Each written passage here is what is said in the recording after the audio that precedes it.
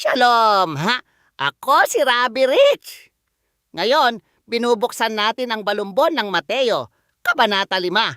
Partikular na ang talata 48. Ang talatang ito ang nagtatapos sa bahagi kung saan tinukoy ni Yeshua, ang ating hari, ang kautusan ng kaharian. Sinabi niya, "Kaya't maging sakdal kayo, gaya ng inyong ama na nasa langit na sakdal." Sa unang tingin, tila ito ay isang imposibleng pasanin. Paano makakamit ng isang tao na nakagapos sa laman ang tamim? Ang konsepto ng Hebreo na pagiging buo, ganap at walang kapintasan, gaya ni Adonai? Upang maunawaan ito, dapat nating tingnan ang konteksto ng sermon sa bundok. Si Yeshua ay nagsasalita sa kanyang mga talmidim, ang kanyang mga alagad, sa gilid ng bundok malapit sa dagat ng Galilea. Hindi siya nagbibigay ng listahan ng mga tuntunin upang makamit ang kaligtasan. Inilalarawan niya ang karakter ng mga kabilang na sa kaharian ng langit.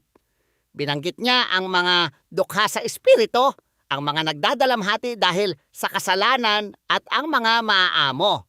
Ito ang mga pusong sumailalim sa teshuba, tunay na pagsisisi.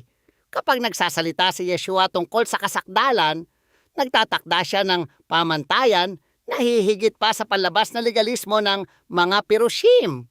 Kinuha niya ang Torah at isinulat ito sa puso. Sinabi niya na ang pagpatay ay nagsisimula sa galit at ang pangangalo niya ay nagsisimula sa isang tingin. Ipinapakita niya sa atin na sa sarili nating lakas, tayo ay bagsak sa espiritual. Kailangan natin ang biyaya ng hari na manahan sa atin upang simulan ang mas malalim na pang-araw-araw na paglakad kasama ang Mesiyas. Hinihikayat ko kayong bisitahin ang Walk with Yeshua app na nakalink sa description sa ibaba.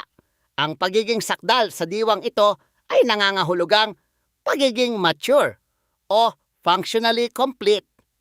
Kung paanong ang isang binhi ay sakdal, kapag ito ay naging isang punong namumunga, tayo ay nagiging sakdal habang hinahayaan nating hubugin tayo ng Espiritu Santo sa wangis ni Yeshua. Sa darating na 1,000 taong paghahari, tayo ay magiging sakdal sa ating mga katawan, malaya mula sa tibo ng kasalanan. Ngunit ngayon, ang tawag sa atin ay maging isang refleksyon.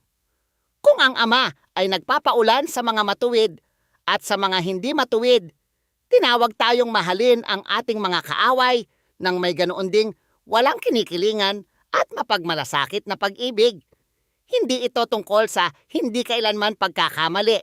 Ito ay tungkol sa isang pusong 100% na nakatuon sa mga bagay ng Diyos. Ito ay tungkol sa pagpapaubaya na ang iyong oo ay maging oo at ang iyong liwanag ay magningning upang purihin ng mga tao ang iyong Ama sa langit. Pagpalain ka nawa ni Adonai at ingatan habang sinisikap mong lumakad sa kanyang kabanalan. Samahan ninyo ako sa susunod habang ipinapatuloy natin ang ating malalim na pag-aaral sa salita. Shalom!